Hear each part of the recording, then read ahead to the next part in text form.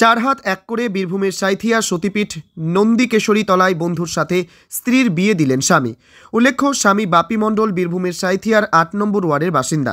বাপির সাথে ৯ বছর আগে বিয়ে হয় বীরভূমেরই তারাপীঠের বাসিন্দা পঞ্চমী মণ্ডলের। তাদের একটি 7 বছরের সন্তানও রয়েছে। বিয়ের পর থেকে সংসারে অশান্তি শুরু হওয়ায় পঞ্চমী বাপির নামে পুলিশে অভিযোগ করে, মামলা গড়ায় আদালতেও। তারপর থেকে বাপের বাড়িতেই থাকত পঞ্চমী। সেখান থেকে প্রেমের বন্ধন শুরু বাপির বন্ধু জিৎ কুমার মির্ধার সাথে। জিতের বাড়ি সাঁইথিয়ার 16 নম্বর ওয়ার্ডে।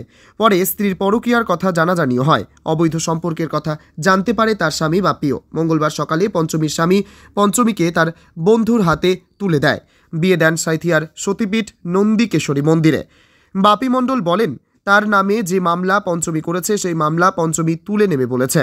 তাদের সন্তান থাকবে স্বামীর কাছেই। পঞ্চমী তার সাথে থাকতে চাইছে না বলেই এই সিদ্ধান্ত। তবে এই ধরনের নজিরবিহীন ঘটনায় চাঞ্চল্য সৃষ্টি হয়েছে জেলা জুড়ে। সাঁইথিয়া থেকে শুভদীপ গুইয়ের report, time press Bengal news. আমার বন্ধু আমার বউকে ভালোবাসে, আর আমার বউ আমার সঙ্গে সংসার করবে রাখো। ও বলতে চাইছে যে আমি ওর সঙ্গে সংসার করব। আমার 8-9 বছরের সংসার। 8 বছর আগে আমার নামে কেস করা হয় মানহানির, যে আমার বউ মারধর করছে, তার জন্য আমার সঙ্গে কেস করা হয়েছিল। সেই কেসটা চলছে এখন অবধি ফাইসলা হয়নি গো। আর আমার বউ থাকে শ্বশুর বাড়িতে। কালকে শ্বশুর বাড়ি আমি গিয়েছিলাম। কালকে শ্বশুর বাড়িতে কাউকে জানানো হয়েছিল যে আপনার মেয়ের এরকম করছে। ওর মা বাবা সবাই বুঝিয়েছে। ওর মা বাবা বলছে, দেখো আমার মেয়ে যেটা ভালো বুঝে সেটা বুঝবে, সেটা করবে। আমরা কিছু বলতে পারি না গো। আমরা ঠিক আছে, কোনো অসুবিধা। আমি কালকে বাড়িতে আমি চলে এসেছি। আমি সকালবেলায় এসে আমি ওদেরকে বাইপাসে ধরে নিয়ে এসে আমরা নন্দেশ্বরের মন্দিরে বিয়ে দিই। বিয়ে দেওয়ার পরে আমরা থানায় নিয়ে আসি। এবারে ওরা দুজন বুঝে নেবে। ওরা আমাদের বলেছে যে আমার উপরে কোনো দায়িত্ব নেই, আমার কেসটা ওরা তুলে দেবে। আপনি কোথায় বিয়ে দিলেন? আমি নন্দেশ্বরের মন্দিরে ওদেরকে বিয়ে দিয়ে আমি থানায় নিয়ে এসে দাঁড় করে দিই। হঠাৎ বিয়ে দেওয়ার সিদ্ধান্ত নিলেন কেন? ও যখন আমার সঙ্গে সংসারই করবে না, 8 বছর থেকে সংসার করেছে, 8 মাস থেকে সংসার করেনি। কেস করার পর তো সে বাবার বাড়িতে আছে। সে আমার সঙ্গে যখন সংসার করবে না বলছে, আমি যদি তোমার সঙ্গে সংসার করি আমি সুসাইড করবো, আমি বাড়ি থেকে বেরিয়ে পালিয়ে যাবো। সন্তান আছে আপনার? হ্যাঁ, সন্তান আছে, 7 বছরের সন্তান আছে। সন্তানটা আমার বাড়িতে থাকে, পড়াশোনা সাইতে দিয়ে চলে। আর ও 8 মাস থেকে বাবার বাড়িতে থাকে। এই যে বিয়ে দিলেন, আপনার স্ত্রীর যে বিয়ে দিলেন বন্ধুর সাথে, সন্তানটা কার কাছে থাকে? সন্তান আমার কাছে আছে এখন। আর ও সন্তানের দায়িত্ব নেবে না, বলেও দিয়েছে সন্তানের দায়িত্ব আমি নেবো না, তোমার সন্তান তুমি নিয়ে যাও, আমার কোনো দায়িত্ব নেই এর মধ্যে। আপনার কি নাম? আমার নাম বাপি মণ্ডল, সাঁইথিয়া বাড়ি, 8 নম্বর ওয়ার্ড। আপনার যে স্ত্রী ছিল, হ্যাঁ, তার কি নাম? পঞ্চমী মণ্ডল। এখন আছে। এখন বিয়ে দিলেন কার সাথে? এখন বিয়ে দিলাম জিৎ কুমার মির্ধার সঙ্গে, সাঁইথিয়া বাড়ি, লোকাকালীতলা। আপনি নতুন করে বিয়ে করলেন? বিয়ে করলেন আবার? আপনি বিয়ে করলেন আবার? কাকে বিয়ে করলেন? একটু দাঁড়ান। কাকে বিয়ে করলেন? কেন বিয়ে? হঠাৎ বিয়ে কেন করলেন? কেন বিয়ে দিল? আপনাদের বিয়েটা কে দিল? একটু জোরে বলুন। পুরনো হাজবেন্ড। কেন, আপনার সঙ্গে ওর সম্পর্ক ছিল কতদিনের? আজকে কি করলেন? কে দিল? আপনার স্বামীর সঙ্গে কি আপনি ঠিক মতন থাকতে পারছিলেন না? কেন?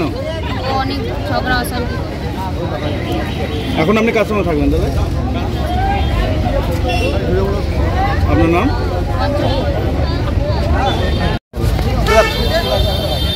আপনার বিয়ে হলো আজকে? বিয়ে করলেন? কে বিয়ে দিল? কেন বিয়ে দিল? পুরোনো হাজব্যান্ড আমার সাথে বিয়ে দিল।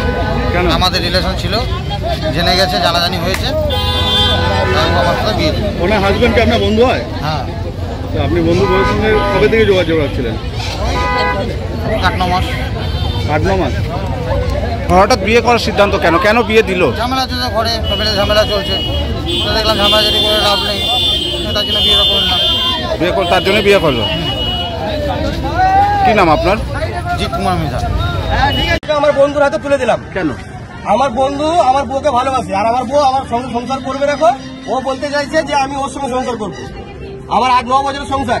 8 বছর আগে আমার নামে কেস করা হয় মানহানির, যে আমার বউ মারধর করছে, তার জন্য আমার সঙ্গে কেস করা হয়েছিল। সেই কেসটা চলছে এখন অবধি ফাইসলা হয়নি গো। আর আমার বউ থাকে শ্বশুর বাড়িতে। কালকে শ্বশুর বাড়ি আমি গিয়েছিলাম। কালকে শ্বশুর বাড়িতে কাউকে জানানো হয়েছিল যে আপনার মেয়ের এরকম করছে। ওর মা বাবা সবাই বুঝিয়েছে। ওর মা বাবা বলছে, দেখো আমার মেয়ে যেটা ভালো বুঝে সেটা বুঝবে, সেটা করবে। আমরা কিছু বলতে পারি না গো। আমরা ঠিক আছে, কোনো অসুবিধা। আমি কালকে বাড়িতে আমি চলে এসেছি।